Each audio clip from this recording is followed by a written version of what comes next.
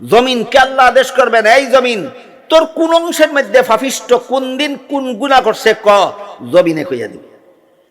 একটা পদ্ধতি পাপিষ্টদের পাপ হাসরের মাঠে প্রমাণ করার একটা পদ্ধতি জমিনের সাক্ষী। একটা পদ্ধতি কি? জমিনের সাক্ষী। 2 নম্বর পদ্ধতি তার শরীরের অঙ্গ প্রত্যঙ্গের সাক্ষী। এই মর্মে আল্লাহ কোরআনে বলেন, আল ইয়াউমা নাখতিমু আলা আফওয়াহিহিম ওয়া তুকাল্লিমুনা আইদিহিম ওয়া তাশহাদু আরজুলুহুম বিমা কানু ইয়াকসিবুন। আল্লাহ বলেন, পাপিষ্টরা যখন অস্বীকার যাবে, গুনাহ করছে না, তখন তার মুখের মধ্যে আমি মোহর মেরে দেব, বুবা বানাইয়া দিব, আর কথা বলতে পারবে না। তখন হাতরে জিজ্ঞাসা করব, তোর দ্বারা কোন গুনাহ করাইছিলি বল, হাতে হাতের গুনার কথা বলে দিবে। চক্ষুকে জিজ্ঞেস করবো, তোর দ্বারা কোন গুনাহ করাইছিল বল, চোখে চোখের গুনার কথা বলে দিবে। কানকে জিজ্ঞেস করবো, তোর দ্বারা কোন গুনাহ করাইছিল বল, কানে কানের গুনার কথা বলে দিবে। শরীরের অঙ্গ প্রত্যঙ্গের সাক্ষীর দ্বারা আল্লাহ হাসরের মাঠে প্রমাণ করবেন তুই গুনাহ করছস। Islamic media. যাদের হিসাব কঠিন হবে, আপনাদের ভালো করে বোঝা দরকার, আমি প্রত্যেক দিন যত গুনাহ করি এটা কি সহজ হিসাবের আওতায় পড়ে না কঠিন হিসাবের আওতায় পড়ে? এটার মাপকাঠি হইল আমি গুনাহটা কি রঙ্গে রসে করলাম নাকি ঠিক্কা করলাম, এইটা হইল মাপকাঠি। আমি একটা গুনাহ যদি ঠিক্কা কইরা থাকি, ছবি তোলা হারাম ছিল কিন্তু পাসপোর্টে না লাগাইলে আমার বিদেশ যাওয়া হয় না, ঠিক্কা ছবি তুলছি, এটা সহজ হিসাবের আওতায় পড়বে। কোনো টাকা নাই, কোনো প্রয়োজন ছাড়া, কোনো ঠেকা ছাড়া, শুধু আমার মনটায় চাইছে ছবি তুললাম, যা কঠিন হিসাবের আওতায় পড়বে। এই বিষয়গুলি সর্বস্তরের মুসলমানের জানা দরকার, বোঝা দরকার যে আমি প্রত্যেক দিন যত গুনাহ করে চলেছি, এগুলি সহজ হিসাবের আওতায় পড়ে না কঠিন হিসাবের আওতায় পড়ে। মুফাসসিরিনে কেরাম তাফসীরের কিতাবে লিখেছেন, যাদের হিসাব কঠিন হবে, কাদের? আল্লাহ যাদেরকে জিজ্ঞাসা করবেন গুনাহগুলি কেন করেছিলে বলো, তাদের জাহান্নামে যাওয়া ছাড়া রক্ষা নাই, এদের হিসাব হইল কঠিন। এদেরকে আল্লাহ সর্বমোট 3 বার জিজ্ঞাসা করবেন, গুনাহ কেন করেছিলে বল। প্রথম যখন জিজ্ঞাসা করবেন, এই পাপিষ্টের দল, রঙ্গে রসে গুনাহ করছিলে কেন বল, তখন কইব আমরা আইতা করছি না। আল্লাহ জিজ্ঞাসা করবেন গুনাহ কেন করছিলে বল, হ্যাঁ কইব গুনাহ করছি না। আল্লাহ জিজ্ঞাসা করবে সুদ কেন খাইছিলে কইব খাইছি না। আল্লাহ যখন কইবেন ঘুষ কেন খাইছিলে কইব খাইছি না। আল্লাহ যখন জিজ্ঞাসা করবেন মদ খাইছিলে কেন বল, কইব আমি মদ খাইছি না। আল্লাহ জিজ্ঞাসা করবেন গাঞ্জা খাইছিলে কেন কইব আমি গাঞ্জা খাইছি না। সত্য বলবে না মিথ্যা বলবে? মিথ্যা বলবে। আপনারা একটা কথা মনে রাখেন, আল্লাহর সামনে দাঁড়াইয়া যারা মিথ্যা বলবে, এরা দুনিয়াতে আপনাদের সাথে কি বলবে? হ্যাঁ, এইটা বোঝা দরকার। যে সমস্ত পাপিষ্টরা হাসরের মাঠে স্বয়ং আল্লাহ পাক রব্বুল আলামিনের সাথে মিথ্যা কথা বলবে, এরা দুনিয়াতে এর বাপের সাথেও সত্য কথা কইত না।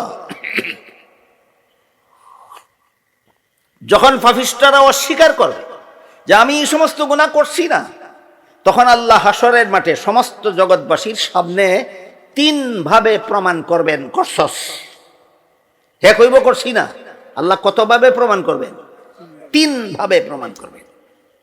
এই 3টা পদ্ধতির বিবরণ দেই শুনেন। একটা পদ্ধতি হইল আল্লাহ বলেন, ইয়াউমা ইযিন তুহাদ্দিসু আখবারাহা বিআন্না রাব্বাকা আওহালাহা। জমিনকে আল্লাহ আদেশ করবেন, এই জমিন তোর কোন অংশের মধ্যে পাপিষ্ট, কোন দিন কোন গুনাহ করছে জমিনে কইয়া দিবে। একটা পদ্ধতি পাপিষ্টদের পাপ হাসরের মাঠে প্রমাণ করার একটা পদ্ধতি জমিনের সাক্ষী। একটা পদ্ধতি কি? জমিনের সাক্ষী। 2 নম্বর পদ্ধতি তার শরীরের অঙ্গ প্রত্যঙ্গের সাক্ষী। এই মর্মে আল্লাহ কোরআনে বলেন, আল ইয়াউমা নাখতিমু আলা আফওয়াহিহিম ওয়া তুকাল্লিমুনা আইদিহিম ওয়া তাশহাদু আরজুলুহুম বিমা কানু ইয়াকসিবুন। আল্লাহ বলেন, পাপিষ্টরা যখন অস্বীকার যাবে, গুনাহ করছে না, তখন তার মুখের মধ্যে আমি মোহর মেরে দেব, বুবা বানাইয়া দিব, আর কথা বলতে পারবে না। তখন হাতরে জিজ্ঞাসা করবো, তোর দ্বারা কোন গুনাহ করাইছিলি বল, হাতে হাতের গুনার কথা বলে দিবে। চক্ষুকে জিজ্ঞাসা করবো, তোর দ্বারা কোন গুনাহ করাইছিল বল, চোখে চোখের গুনার কথা বলে দিবে। কানকে জিজ্ঞাসা করবো, তোর দ্বারা কোন গুনাহ করাইছিল বল, কানে কানের গুনার কথা বলে দিবে। শরীরের অঙ্গ প্রত্যঙ্গের সাক্ষীর দ্বারা আল্লাহ হাসরের মাঠে প্রমাণ করবেন তুই গুনাহ করছস। কত নম্বর পদ্ধতি গেল? 2 নম্বর। 3 নম্বর পদ্ধতি হলো আল্লাহ পাক রব্বুল আলামিন প্রত্যেকটা মানুষের দুই কান্দে দুইজন ফিরিস্তা বসায় রাখছেন। ডাইন কান্দের ফিরিস্তা যত নেক আমল করে লিখে রাখে, বাউ কান্দের ফিরিস্তা যত গুনাহ করে লিখে রাখে। শুনছেন আরো কোনোদিন? যখন কইব গুনাহ করছি না, তখন বাম কান্দের ফিরিস্তার সারা জীবনের লেখা তালিকা তার সামনে পেশ করা হবে। তালিকাটা নেওয়ার জন্য ডান হাত বাড়াবে, আল্লাহর পক্ষ থেকে ফিরিস্তারা তার ডাইন হাতটারে গাড়ের সাথে বাঁধা দিব, আর ডাইন হাত বাড়াইতে পারবে না। এরপরে বাম হাতটা তার বুক ছিদ্র করিয়া, বুকে দিয়া ঢুকাইয়া, পেট ছিদ্র করিয়া, পিছন দিক দিয়া বাইর করিয়া বাম হাতে দেওয়া হবে বাম কান্দের ফিরিস্তার লেখা সারা জীবনের আমল নামা। এখন বাম হাত ফিট ছিদ্র করিয়া পিছন দিক দিয়া বাইর করিয়া বাম হাতে আমল নামা দিবে। এই আমল নামাটা দেখবে কেমনে? তার গার মস্কাইয়া চেহারাটা পিছন দিকে নিয়া আল্লাহর পক্ষ থেকে বলা হবে, ইকরা কিতাবাকা কাফা বিনাফসিকাল ইয়াউমা আলাইকা হাসিবা। ফইরা দেখ গুনাহ করছিলে কিনা করছিলে। বলেন কত পদ্ধতিতে প্রমাণ করবেন? 3 পদ্ধতিতে প্রমাণ করার পরে আল্লাহ আবার জিজ্ঞাসা করবেন, এবার বল পাপিষ্ঠ, এতগুলি গুনার কাজ কেন করেছিলি? এখন আর করছি না কইতে পারবো নি। 3 ভাবে প্রমাণ হইয়া গেছে হাসরের মাঠে সমস্ত জগৎবাসীর সামনে। এখন গাড়ি মুড়ি কইরা আর একটা জবাব বের করে কইব, আল্লাহ এই যে তুমি প্রমাণ করছো এতগুলি গুনাহ আমি দুনিয়ার জীবনে করছি, আসলে ওইগুলি আমি নিজের ইচ্ছায় করছি না, আমারে অমুকে হমুকে তমুকে করাইছে। আগে কিতা কইছিল? আমি করছি না। যখন প্রমাণ হইছে তখন কিতা কয়? কয় আমি যে করছি যে আসলে আমি করছি না, আমারে অমুকে করাইছে, হমুকে করাইছে, তমুকে করাইছে। ই অমুক হমুক তমুকের বিবরণ অনেক লম্বা, সারা রাইতেও শেষ করা যাবে না। এর মধ্যে একটা বিবরণ হইল, এক পর্যায়ে কইব শয়তান নাই আমার এইসব গুনাহ করাইছে। তো আমি যে করছি না এটা ঠিক আছে। দেখেন চাপাবাজ কারে কয়? আল্লাহর সাথে চাপাবাজি। কয় আমি যে কইছি আমি করছি না, আমার কথা ঠিক আছে, এই যে গুনাহ তুমি প্রমাণ করছো এটা আমার শয়তানে করাইছে, আমি করছি না।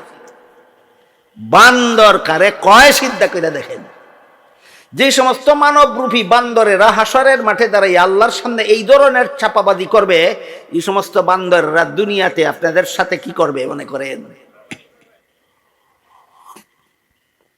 অমুক তমুক হমুকের মধ্যে একটা হইল শয়তান। কইব আল্লাহ শয়তানে আমার এইসব গুনাহ করাইছে, আমি করছি না, এরে ধরো।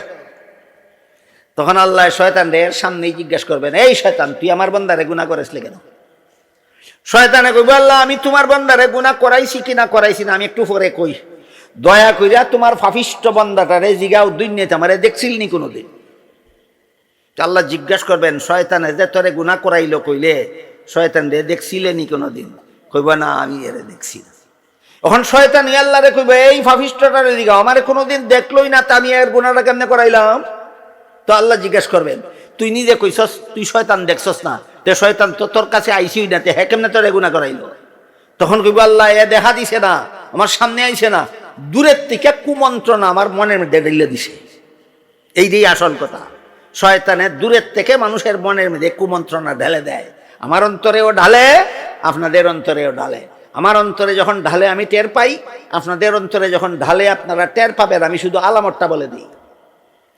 ফজরের আজানের আওয়াজে ঘুম ভাঙল, কিন্তু মনের মধ্যে তখন জাগে আর একটু ঘুমাইয়াও নামাজ পড়া যাইব, জাগেরি। এইটাই শয়তানের দূরের থেকে মনের মধ্যে ঢাইলা দেয়। এই সময় যদি আবার ঘুমায়, তে শয়তানে তার খেদমত করে যাতে সূর্য ওঠার আগে আর ঘুম না ভাঙে। তাহলে শয়তান দেখা দিয়া তার নামাজ কাজা করাইছে না মনের মধ্যে কুমন্ত্রণা ঢাইলা দিয়া? কুমন্ত্রণা ঢাইলা। এই ভবিষ্যৎ আল্লাহ আমারে দেখা দিছে না, দূরের থেকে আমার মনের মধ্যে কুমন্ত্রণা ঢাইলা দিছে, এই কারণে আমি গুনাহ করছি।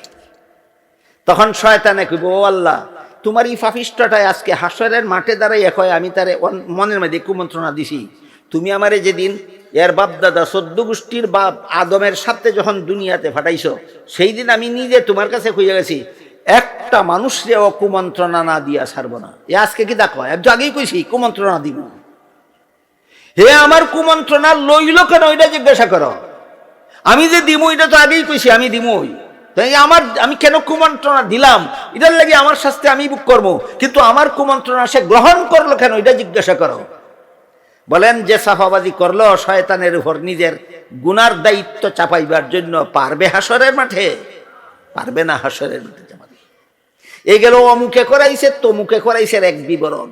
আরেক বিবরণ হলো আল্লাহ পাক রব্বুল আলামিন বলেন, রব্বানা আতানা সাদাতানা ওয়া কুবারানা ফাআদাল্লুনাস সাবিলা রব্বানা আতিহিম যিফাইনি মিনাল আযাবি ওয়াল আনহুম লাআনান কাবীরা।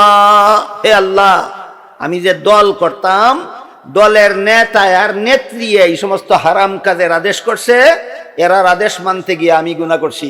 যার লাগি আমি দায়ী না, যে নেতায় নেত্রী হারাম কাজ করার কথা কইছে, ইতারে দুইরা জাহান্নামে দাও, আমার ছেড়ে দাও। অমুক তমুক হমুকের 2 নম্বর ব্যাখ্যা। অথচ হাদিস শরীফে আল্লাহ রাসূল বলেন, লা তাআতা লি মাখলুকিন ফি মাসিয়াতিল খালিক।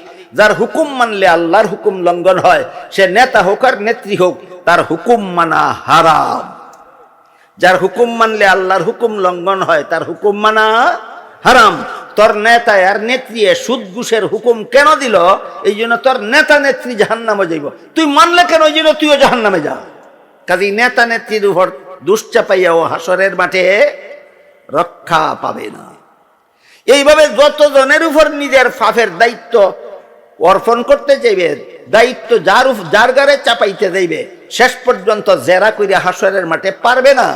তাই আল্লাহ অবশেষে তার সকল প্রকার চাপাবাজি বন্ধ হওয়ার পরে আল্লাহ তৃতীয়বারের মতো জিজ্ঞাসা করবেন, এবার বল গুনাহ কেন করেছিলে? আর কোনো জবাব দিতে পারবে না। ফইলা কইছিল করছি না, আল্লাহ 3 ভাবে প্রমাণ করবেন। তারপরে কইব আমারে অমুকে হমুকে তমুকে করাইছে, আল্লাহ সবগুলি নাকচ করে দিবেন। তারপরে জিজ্ঞাসা করবেন, এখন কেন গুনাহ করছিলে? এরপরে আর কোনো জবাব দিতে পারবে না।